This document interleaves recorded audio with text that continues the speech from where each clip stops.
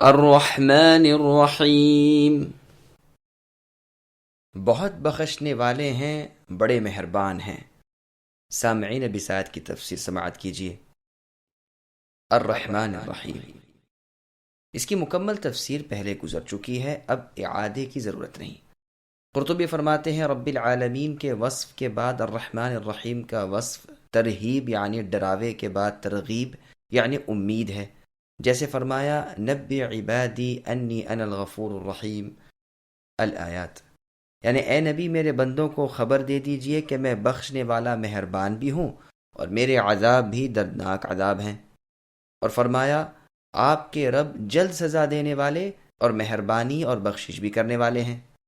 رب کے لفظ میں ڈراوا ہے اور رحمان اور رحیم کے لفظ میں امید ہے۔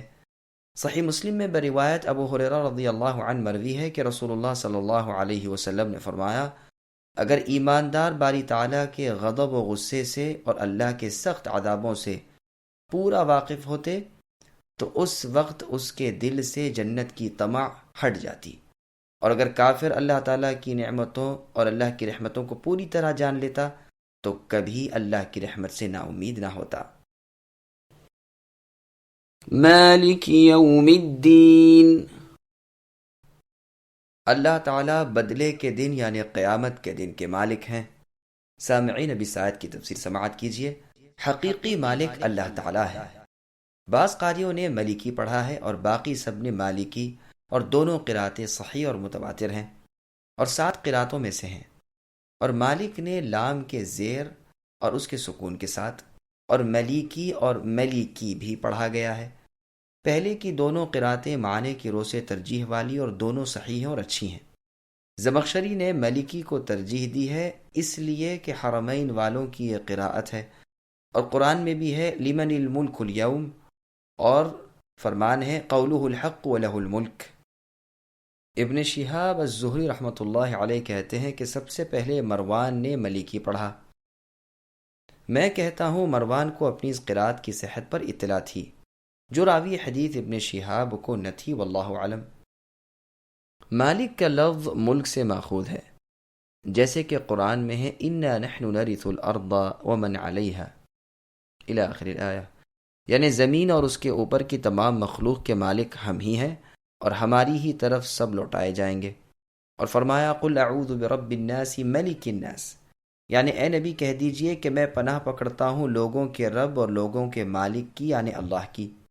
اور ملکی کا لفظ ملک سے ماخوذ ہے، جیسے اللہ نے فرمایا لمن الملک اليوم، یعنی آج ملک کس کا ہے؟ صرف اللہ اکیلے غلبے والے کا ہے۔ اور فرمایا قولہ الحق الی آخر الآیہ، یعنی اللہ ہی کا فرمان حق ہے اور اللہ ہی کا سب ملک ہے۔ اور فرمایا آج کے دن ملک رحمان ہی کا حق ہے اور آج کا دن کافروں پر بہت سخت ہے۔ اس فرمان میں قیامت کے دن کے ساتھ ملکیت کی تخصیص کرنے سے یہ نہ سمجھنا چاہیے کہ اس کے سوا اللہ کو اپنے مالک ہونے کا دوسرے اوقات اور زمانوں میں انکار ہے، اس لیے کہ پہلے اللہ تعالیٰ اپنا وصف رب العالمین ہونا بیان فرما چکے ہیں، جو دنیا اور آخرت دونوں کو شامل ہے۔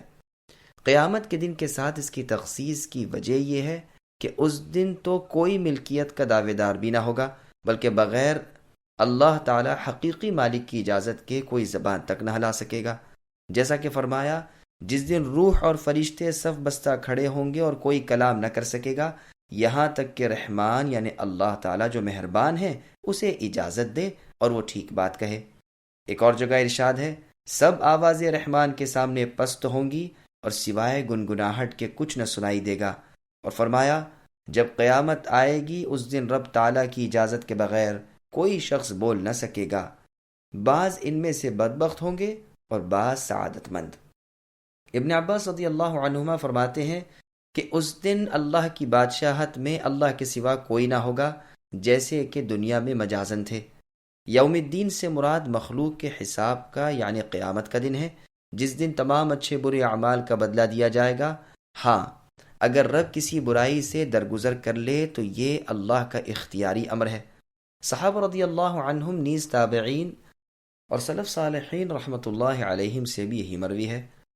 بعض سے یہ بھی منقول ہے، کہا اس سے مراد یہ ہے کہ اللہ تعالیٰ قیامت کے قائم کرنے پر قادر ہیں، ابن جریر رحمۃ اللہ علیہ نے اس قول کو ضعیف قرار دیا ہے، لیکن بظاہر ان دونوں اقوال میں کوئی مخالفت نہیں، ہر ایک قول کا قائل دوسرے کے قول کی تصدیق کرتا ہے۔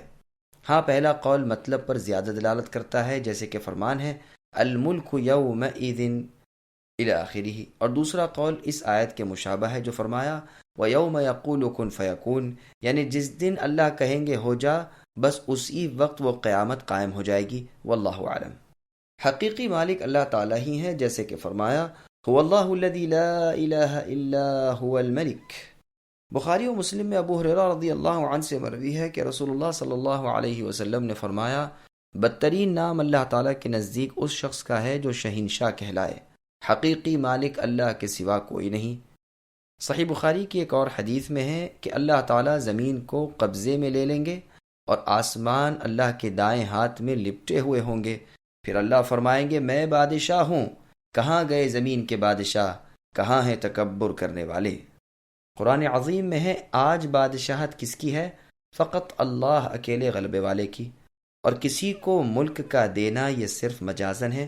قرآن کریم میں طالوت کو ملک کہا گیا، اور وَكَانَ وَرَاءَهُمْ مَلِكٌ يَأْخُذُ كُلَّ سَفِينَةٍ غَصْبًا کا لفظ سورہ کہف میں آیا ہے، اور بخاری اور مسلم میں ملوک کا لفظ آیا ہے یعنی بادشاہ، اور قرآن کی آیت میں اذ جعل فیکم انبیاء وجعلکم ملوکا یعنی تمہیں انبیاء کیے اور تمہیں بادشاہ بنایا بھی وارد ہے۔ لفظ الدین کی تشریح، دین کے معنی بدلے اور جزا اور حساب کے ہیں، جیسا کہ قرآن کریم میں ہے اس دن اللہ تعالیٰ انہیں پورا پورا بدلہ دیں گے اور وہ جان لیں گے، اور جگہ ہے کیا ہم بدلہ دیے جائیں گے؟